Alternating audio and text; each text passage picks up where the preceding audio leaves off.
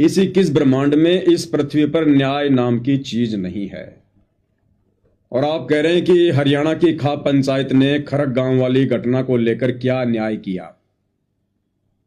कजोड़ जी, अगर ये खाप पंचायतें ही न्याय करने में सक्षम होती, योग्य होती, अगर इन खाप पंचायतों में वो काबिलियत वर्तमान में होती, तो फिर ये न्यायालय शुरू नहीं होते। District court, state court, supreme court, ये कोर्ट शुरू नहीं होते।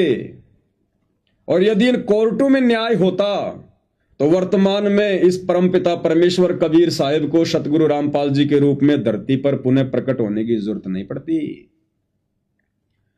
अब इस देश और दुनिया का न्याय, हर प्राणी के कर्म और कुकर्मों का न्याय, ये परमेश्वर रामपाल जी करेंगे।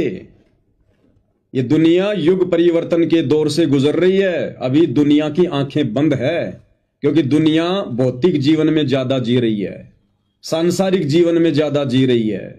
अध्यात्म की लोगों को खबर नहीं है। आने वाले 2 से 3 वर्षों में 2028 तक का समय युग परिवर्तन का है। यहां सबको अपने अपने किए गए कर्मों का, कुकर्मों का बिल्कुल एक्यूरेट फल मिलेगा, परिणाम मिलेगा। ना राजा बच सकता, ना रंक बच सकता, ना बाप बच सकता, ना बेटा बच सकता।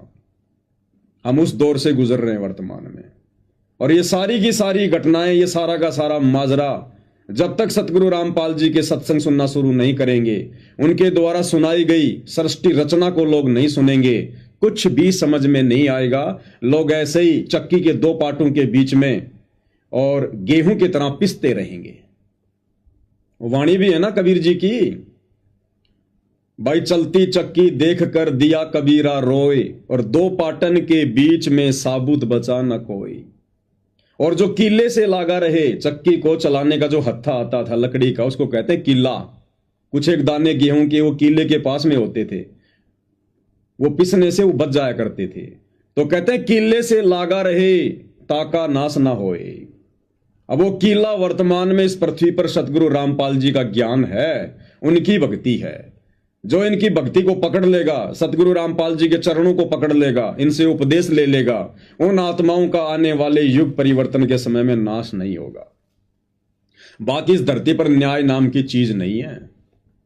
और विशेषकर हम सतगुरु रामपाल जी के भक्तों ने अगर अपने गुरुदेव भगवान के अलावा यदि किसी से न्याय की उम्मीद भी कर ली जरा सी भी, उसी समय हम लोग इस भक्ति मार्ग की मर्यादाओं से नीचे गिर जाएंगे। क्योंकि न्याय केवल परमेश्वर कर सकता है। ये पंच परमेश्वर जो नकली होते हैं पंचायतों में, जिनको पंच परमेश्वर की संज्ञा दी जाती है, ये न्याय नहीं कर सकते। केवल परमेश्वर न्याय करता है, पंच परमेश्वर नहीं करते। और थोड़ा बहुत न्याय बहुत समय पहले, सदियों पहले जो ये पंचायतें किया करती थी, अब तो बिल्कुल ये खत्म है। केवल नाम मात्र की पंचायतें रह गई, नाम रह गया, काम इनका वो नहीं रहा है। दूसरी बात कजोड़ जी, खरक गांव की ये जो घटना है जिसमें सतलोक आश्रम वाले भी दोषी हैं, इस पूरी घटना को हम समझेंगे इसी वीडियो में आगे। लेकिन उससे पहले हमने बहुत कुछ समझना बाकी है, तब हमारे को ये पूरा चक्कर समझ में आएगा। देखो, मेरे वीडियो कोई 2-4 मिनट के नहीं होते हैं।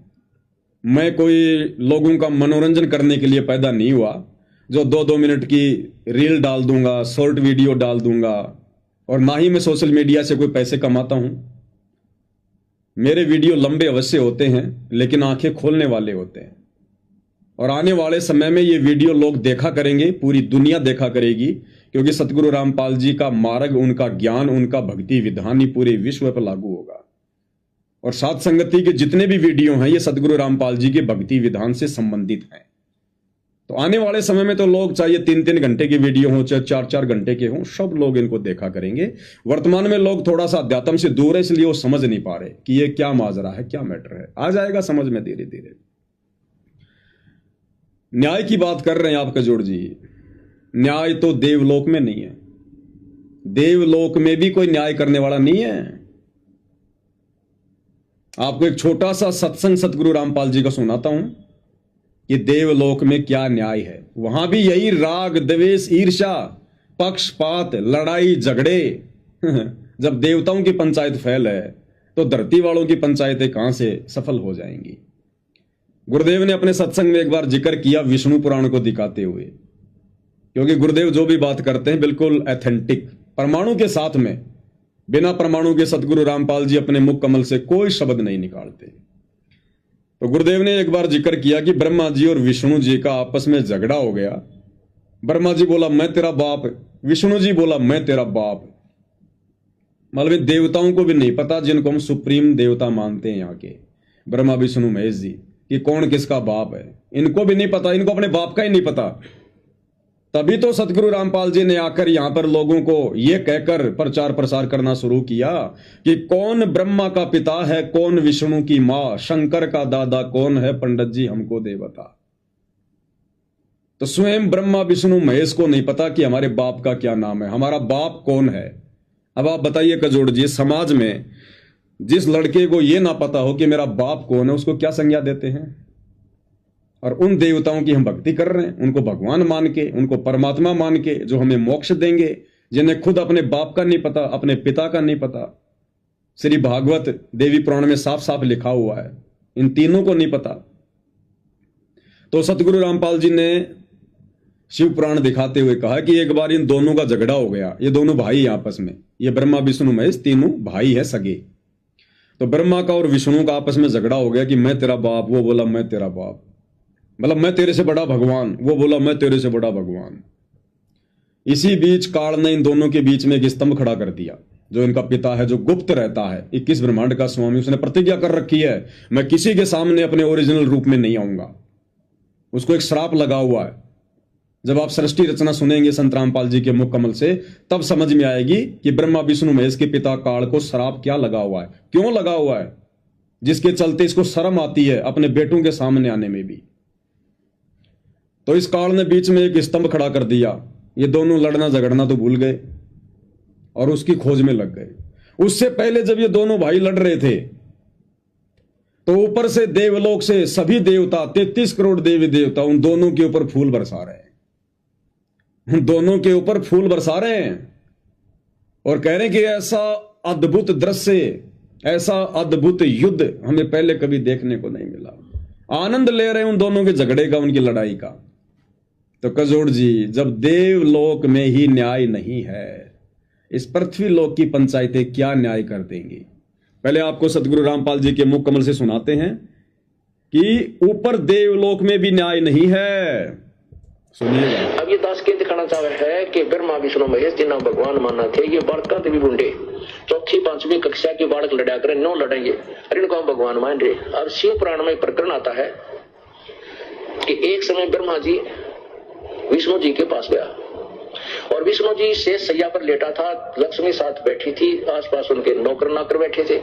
ब्रह्मा ने जाकर कहा कि बेटा उठ, मैं तेरा बाप आ गया हूं और तू मुझे देखकर भी अकड़ में लौट रहा है, तू खड़ा होकर मेरा सम्मान नहीं करता, तेरी बुद्धि खराब होगी।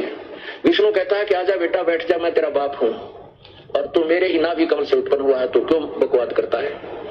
अब उन दोनों की लड़ाई होगी, ब्रह्मा का मैं तेरा बाप, विष्णु का मैं तेरा बाप, गुट्टम गुट्टा हथियार उठा लिए, खूब लड़ाई हुई, मरण कठिन पर तैयार हो गए।